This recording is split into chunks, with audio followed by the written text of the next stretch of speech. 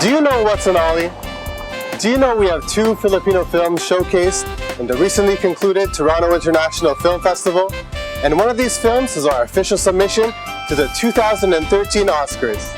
Stay with us and find out more. I'm Michelangelo, and welcome once again to BrunchTV. And I'm Natalie Raphael, your co-host for the next half hour. Like we said, every episode of BrunchTV will be an unpredictable menu of interesting features. So don't touch that remote. In just a moment, let's do brunch. People, places, happenings, interesting, exciting, and colorful features and stories, all mixed up in one healthy serving of a show. Today, on our segment on Life and Style, we get down to the streets and take a closer look at the thrills and pearls of skateboarding. On our movies, music, and TV segment, we will bring you to an event where movie enthusiasts are waiting every year, with special interest on a film of Filipino directors John Robles Lana and Brillante Mendoza, 2 Filipinos that are now making waves in international cinema scene. Plus, your regular showbiz tidbits for those who want to know the latest from the entertainment scene.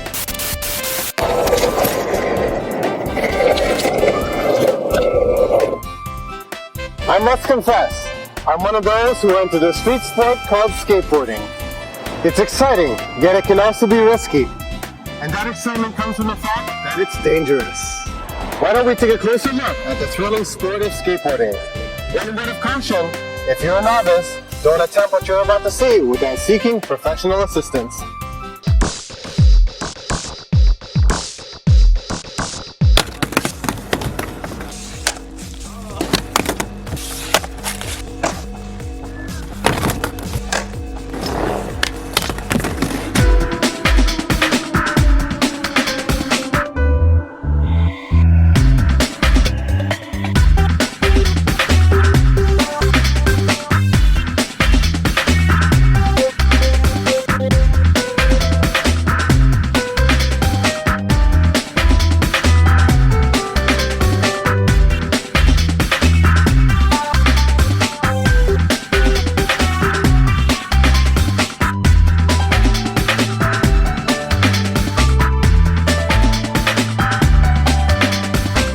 It's dangerous and risky.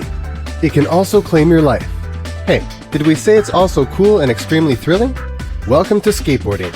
Skateboarding is a widely popular sport with a large following of passionate fans, ranging from these young novices who are just beginning to learn how to handle a skateboard to older professional riders who get paid to showcase their talents. What's the thrill? What do these young skaters get from this sport? I got into it because I love it. It's the greatest thrill, the most fun I've ever had in my whole life. It never gets old. Occasionally get hurt, some injuries, some broken bones here and there, but it's well worth it in the end. The thrill of skateboarding for me can be found in doing the really hard tricks and the really cool things, but it's also found in just rolling down the street. There's nothing I like more than a really smooth road and just going as fast as I can. My parents know that when I'm skateboarding, I'm out of trouble. I don't get involved with the police. I don't do drugs. I don't fight. It's just, I feel safe at the skate park, skateboarding, and it's a great exercise. I really enjoy it. It's fun. I learn a new trick like almost every day. In the best moments, the rest of the world sort of falls behind, and it's not as important as what you're doing in that moment, and it's really a great feeling.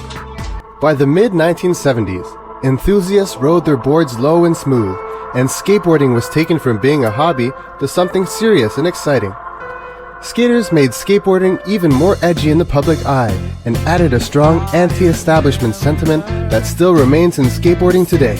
As this new style of low-to-the-ground skateboarding was catching on, a skater named Ollie invented a maneuver that gave skateboarding another revolutionary jump. The ollie is when you ride on your skateboard, you hit the tail, and you leave the ground and land back on the board and roll away. The ollie started first on transitions like pools and also ramps. What happened was skateboarders were rolling on the surface and they noticed that sometimes when they were able to lighten up and kind of loft their board, they were able to ride up in the air and then ride back down on the ground or back into the pool or whatever that they were skating on. So the modern street ollie has been developed from those basic maneuvers. A vert ollie kind of requires the bottom of your feet and like guiding your board into the air and then guiding it back onto the ramp and just learning how to do it, basically learning how to do an air without using your hands. So the modern street ollie has been developed from those same techniques. Yes, skateboarding has come a long way since those early days in Southern California, producing worldwide celebrities and millions of fans over the years. Far from an obscure underground movement, today, kids and adults all over the world skate for both fun and sport. Skateboarding really is whatever you want it to be. So you get kids who really look at it as a sport, and they really put a lot of athletic thought into it. You have other people that look at it as a true art form, and the beauty of it is it can be all of those things, and it can be more. While skaters are coming up with new tricks all the time, boards are also continuing to evolve as companies try to make them lighter and stronger, or try to improve on their performance. Since its introduction as a recreational sport, skateboarding has seen changes in the design and improvement of manufacturing materials, especially the polyurethane wheels, which has made the skateboard more maneuverable. Some skateboards can reach up to speeds of 40 miles per hour, and a variety of tricks can be performed on them. This has added a thrill factor to the sport. In fact, its inherent instability adds to the excitement of skateboarding. We have lots of great brands. We also have our own brand. We have different designs. We have a contest every year. So then, of course, we sell all name brand trucks and products and helmets, all the safety equipment, everything required for someone to skateboard. Yeah, I think skateboarding is increasing every day, and especially because we're the largest indoor facility in Ontario. There are so many more programs we have here with our camps that parents are happy to drop their kids off and be in a safe environment. There's not a lot of indoor varks, unfortunately. Even with the new technology that has made skateboarding more maneuverable, let's not forget that skateboarding is one of the most popular extreme sports in existence. Like you might imagine, a lot of people get hurt in skateboarding.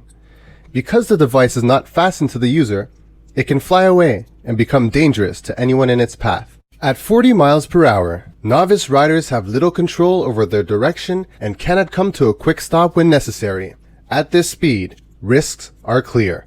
Even at lower speeds, loss of control frequently results in painful and even severe injury. Well, when I just got into vert skateboarding, just over there on that side of the ramp, I managed to somehow squish my eyebrow between the ramp and my helmet, and I had to get stitches. Just a couple months ago, maybe almost a year ago, I landed on my face and I chipped my front tooth, so half of that isn't actually my natural tooth. A lot of times, you hit your ankles on the board and your hips, and I broke my arm one time. My mom isn't very happy. She doesn't like us skateboarding very much because she's scared we're going to get hurt. But my dad, he's fine with it because, he thinks that it's good for our experiences. Yeah, it happens. I've had a broken arm and a few sprains, but, that's part of any sport that we do, so I don't see a problem with it. I mean, it's like anything else. We surf, we go diving, or you get hurt anyway. As a parent, I've come across so many challenges with other parents who believe that skateboarding has a lot of negative. There's a lot of negative behavior that happens with skateboarding, which it's, in my opinion, the complete opposite. Skateboarding just brings so many children together, and it's not competitive like some of the other traditional sports. They do it on their own free time, and they just have so much fun with it without having the structure of a organized sport or activity. What safety gear do you need when skateboarding? To protect yourself while skateboarding, you should always wear proper safety gear. Helmets should be snug but not too tight to provide proper protection. It should not slide around on the head or obstruct the hearing or sight of the user.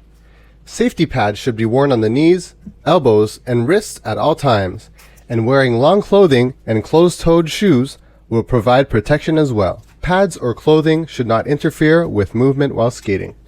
In addition to wearing safety gear, there are other steps that should be taken. The skateboard should be the proper size for the one riding it. It should also be in good repair and have no loose or broken parts. Skateboarding should only be done in areas free of bumps, loose stones, or other objects that could cause the skateboarder to lose control. Knowing how to fall can also help to prevent injury. Children under the age of 5 should not skateboard, and those between the ages of 6 and 10 should have adult supervision while they are skateboarding. Other safety tips will help make skateboarding safe and fun for kids of all ages. The skateboard should be checked frequently for damage. Skateboarding should never be done in the street or at night, and a skateboarder should never ride while holding onto a car or bicycle. Only one person should ride a skateboard at a time. Skateboards do not have brakes, so skating downhill should be done cautiously. For those who don't want to take the risk, but still want to enjoy the thrill, nowadays there are online skateboarding games where one experiences the thrill of skateboarding in this amazingly realistic game. In this game, your objective is to jump and perform tricks just like a professional skateboarder. But of course, nothing feels like the real thing. When I talk about skateboarding, it's funny. People say, you know what? We fail 999 times before we get that last trick. It takes us 1,000 times to learn things. And we never give up. We go over and over and over. So it's amazing. And those are skill sets that will take people through the rest of their life.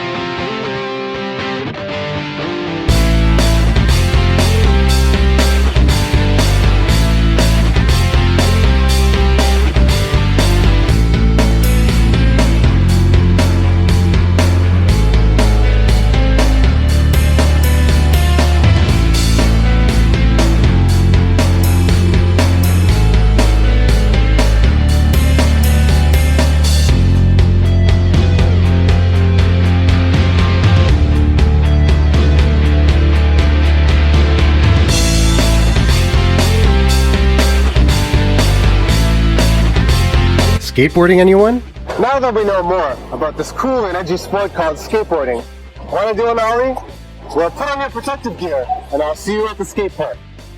When we come back, we'll talk about another kind of thrill you get just by sitting and watching. We mean movies. So don't go away. We'll be right back in just a moment.